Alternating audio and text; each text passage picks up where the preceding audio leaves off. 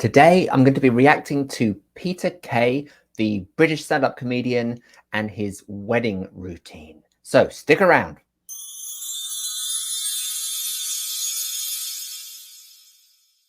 Hello and welcome. My name is Barnaby and I'm the founder of Clown Spirit, where we take the power of clowning and we use it to bring lightness, joy and connection to your life and the lives of everybody around you. If you're new to the Clown Spirit family, please hit that subscribe button and support us today. Now, I'm going to be looking today at the work of Peter Kay, who is a very, very popular and celebrated stand-up comic. Really more than stand-up, what he does is physical comedy as well. And for me, there is more than a small amount of clowning that goes into what he does. So I'm interested in clown and, all kinds of different art forms and how we use clowning in our everyday life as well. So I hope you'll join me on this Peter Kay adventure. Let's see what it's all about. I went to a wedding about 2 weeks ago. First one's up, any wedding. Little girls, about 10, 11-year-old, dancing. I don't care about the rocks that I get. I'm still juice in the blood. So I got a little bit of get a lot. You always get that. You always get little girls dancing. You always get little lads doing this.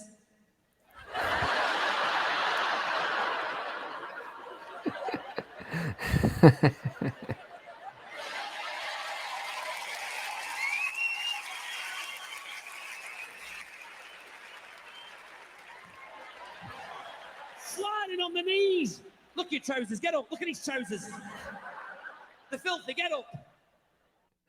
Well, that is a really great start. I mean, obviously, he's part way into the routine already, but what he's doing there is already so physical. There's this level of commitment to it, right? He's just going for it. That's a difficult move, that kind of dropping down onto your knees and sliding, and he does it. I'm sure it's a rehearsed bit, but it's kind of got this feeling of spontaneity and like, I'm so committed to this. I just want to show you a picture of what it looked like. So I'm going to do it. And he captures it very, very beautifully, right? It looks very simple, but he's even got that kind of frenetic young boy sort of feeling and energy about him that immediately connects and is familiar to us. And there's a ring of truth to it, right? These kind of behaviors that we see at weddings. Okay. Look at your pants, they're filthy. Come on, sit down, cool down. Look, you're roasting, you're wet through. Sit down, have some lemonade. Look, you're like a bull mastiff. I want to go and play. I want you 22. Just calm down, will you? Best man.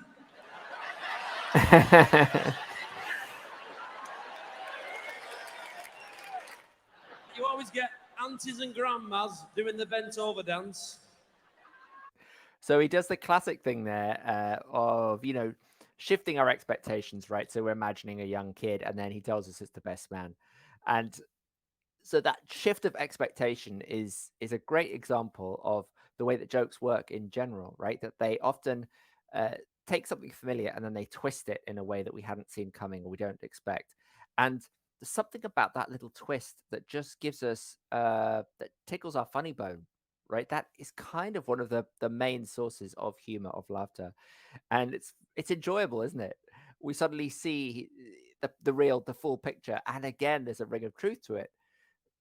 It doesn't mean that what he said before isn't true. There are little boys doing that as well, but the kind of deeper truth beneath it, I suppose, is that at weddings, even the adults who are supposed to be behaving themselves also act like children. It sort of brings everybody down to the same level. Beautiful. Okay, let's keep going.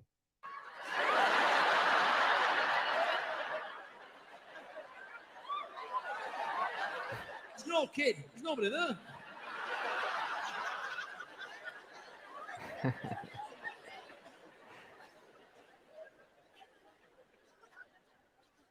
Grandmas always go early at weddings. Sandra, your grandma's going now. It's 10 to 8. She's going. Grandma's like Yoda from Star Wars. She's about 3 foot tall with her anorak on. Going now am I. Going now, going. That disco's too loud for me. That's not music, it's just bloody noise. Go get home and get settled. Get curtains drawn. Give us a kiss. There you go, Grandma. You get home, get a shave. There's loads of bitchiness at weddings. Look at that dress. When was she measured for that? The bride, have you seen it? Oh, you look really nice, Sandra. Look at you. Aren't you a bloody princess? Have a good day. You deserve it. You're a star. She's packed into that, isn't she?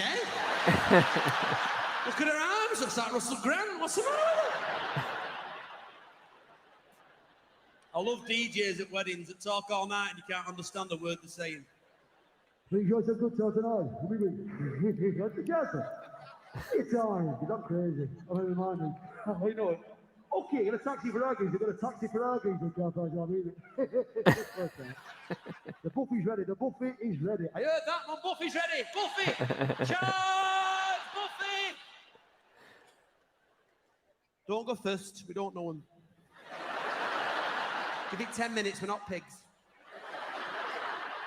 Dad, go and get me some buffet. Go and get me some buffet. I've had no tea. I'll keep the seats. I'll keep the seats. You go. You know what to do. Oh, she's put a good spread on. Look at that. Vol au vents, quiche, chicken legs, vol au vents, quiche again, chicken legs, chicken vol au vents, quiche. That's all it is. One table and a shitload of mirrors. That's all it is. Always reminds me of Scooby-Doo. When they used to run down a corridor in Scooby-Doo and they used to pass them things, vol au vents, quiche, chicken legs, vol au vents, quiche, chicken. Yeah, Dad, got you some food. Oh, what's this? So it's super interesting to kind of look at the structure of what he's doing there, right? How he works in and out of his material. It's really nice. It's almost like a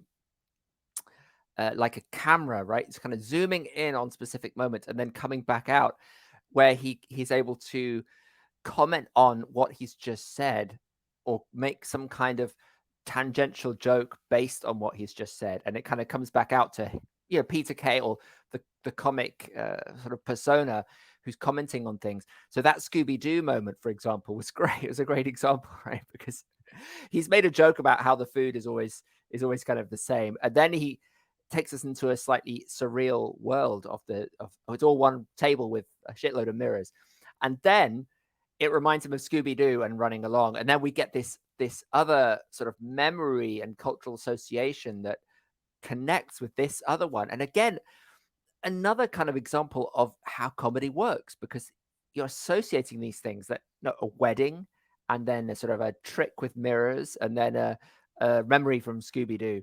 But we totally get it as soon as he says it. And the physicality of it is what really, really helps, right? It's not just the words. When he did that running, it totally took us there into that world of Scooby-Doo. We could see exactly what he meant, what he was talking about, and it made total sense. So there's kind of like creative genius at work here in the context of these kind of incongruous connections between things that make us laugh. Garlic bread, you're joking! Garlic bread in my mouth! You slipped that in, didn't you? Hey, that's beautiful. That's beautiful.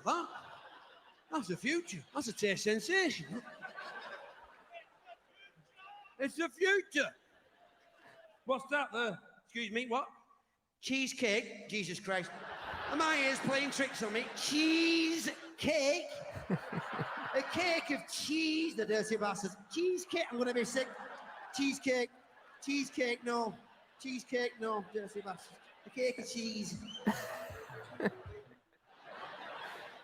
After buffet, everyone's a bit pissed now. They all want to dance. DJ puts on Greek's Mega Mix. Music Man, Black Lace, that's a winner. Come on, Eileen, Jive Bunny, bit of rock and roll for mums and dads. Whip, come on, everybody. Uncle Knobhead, he's there, he's up. He's got his brand new cream slip-ons on. His wife's got a beehive and a face like a smacked ass. They hate each other's guts, but they both love jiving. They take it really seriously. Come on.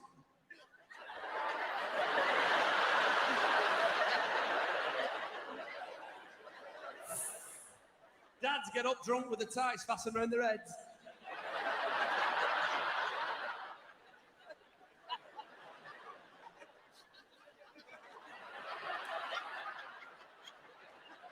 I've not lost it.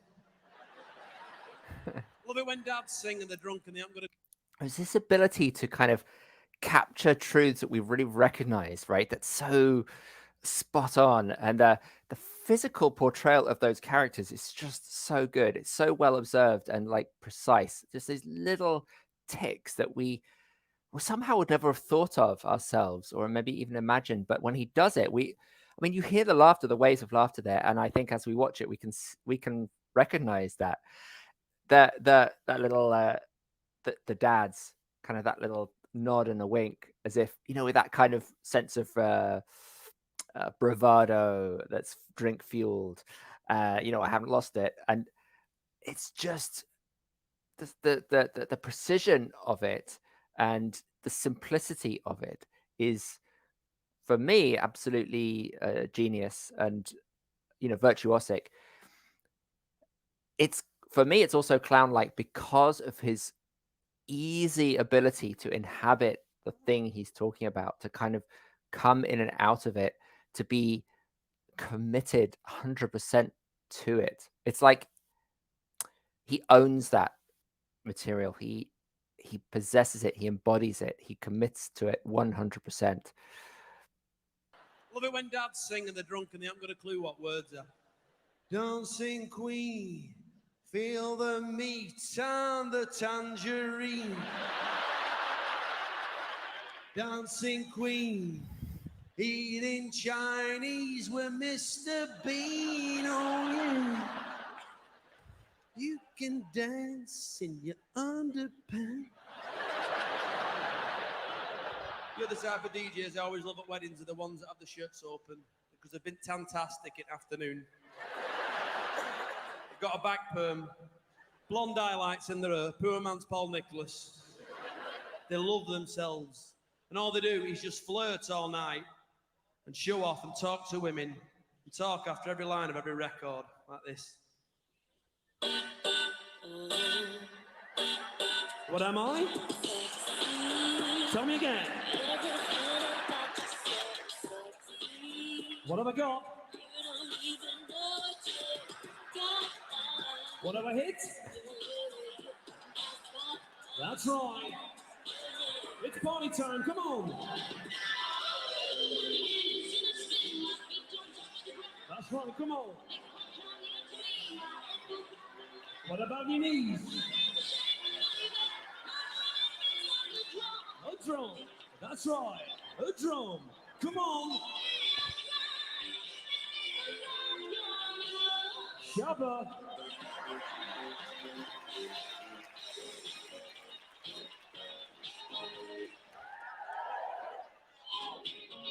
I love seeing people me at weddings when they start doing the walk into the dance floor dance. Oh, you know who you are when you start dancing while you're walking up to the dance floor.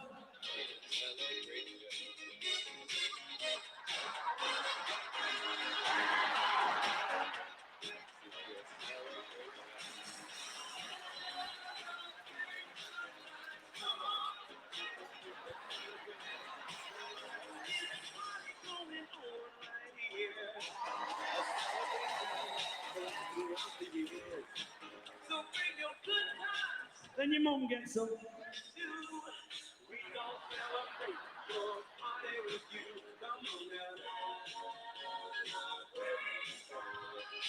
There's always some cousin in his 30s, pistol, still reckons he can break dance. So, I mean, it continues, right? This kind of like spot on precision of observation and truth that comes into every single thing. And a lot of it is down to the physicality, right? There's a beautiful connection and precision between the words and the physicality, but it's in some ways the physicality that interests me most.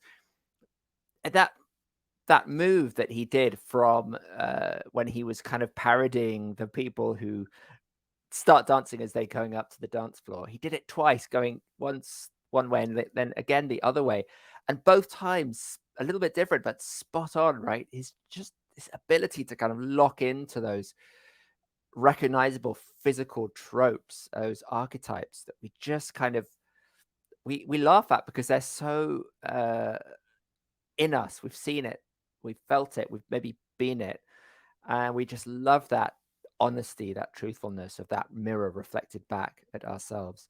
There's nothing at this point that's very profound about what he's saying. It's just kind of, but on another level, there is, right? It's that he's drawing attention to the everyday, to the small things that we normally gloss over and we don't think about. And there's something very significant and profound about that in itself, right? Just the drawing attention to these tiny little things that are actually sort of beautiful. And that's kind of what life is about. These moments of at weddings when all these people who don't normally get up and dance and do these crazy things, suddenly they're released and they do, and we're together in this sort of other world for a short period of time. We go celebrate and have a good time. It's time to go together. It's up to you. What's your pleasure?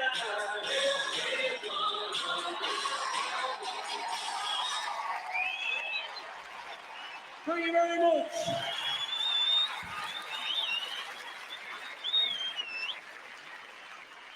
And then your dad's like this in corner.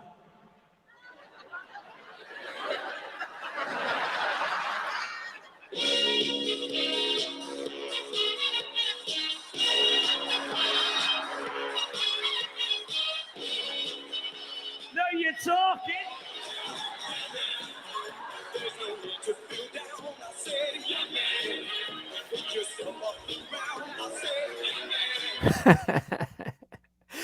One of the things that's so great about this that I'm really, really enjoying is the lo-fi quality of it, right? That he plays these tracks through this little dictaphone kind of machine with the microphone right up next to it.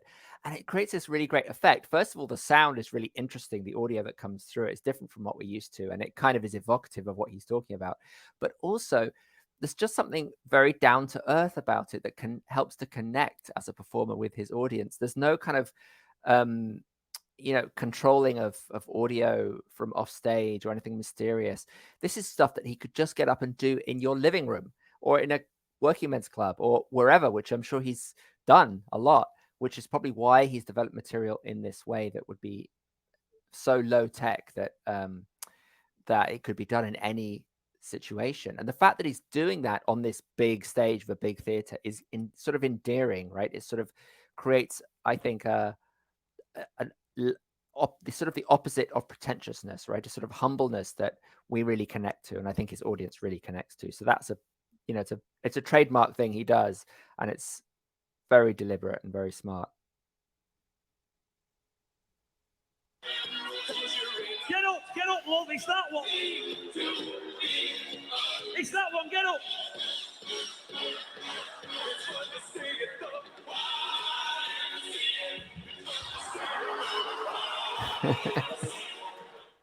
I were at that wedding that night when that woman collapsed with a Zimmer frame doing YMCA. We laughed as well. They got the ambulance for her. Ambulance come. They were trying to restart her out on the dance floor. You know them defibrillators? Like here. Clear? Clear? What lights were dimming? You see, that's last door. That's only 9:30. What's going on? This is a bank holiday. A drink.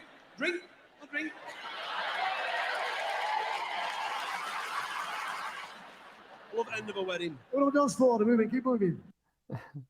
So great. It's sort of the dark quality of the darkness that's come into it now, which I really love, right? There's somebody on the dance floor who's collapsed and they're dying, maybe being resuscitated, and people are worried about the last orders and getting their drinks in. And so there's this kind of really nice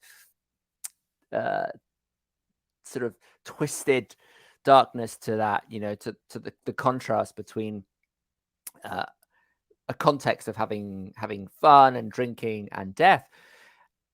And it's not made a big thing of, but there is something there that's really, again, true, that reminds us of the connection of funerals as weddings, right? Of these big life events and rituals that bring us together in kind of on rare occasion and in kind of extreme situations. A big floor dance floor, keep dancing. The New York, New York. Bam, bam, ba-da-dum, bam, bam. Everyone's up, big circle. Bride and groom in middle. Everyone kicking hell out of them. Part of it, bang. I'll make that dress fit, you fat bitch. I got hit in mouth me once of a slip-on. Uncle Knobhead's cream slip-on shoe.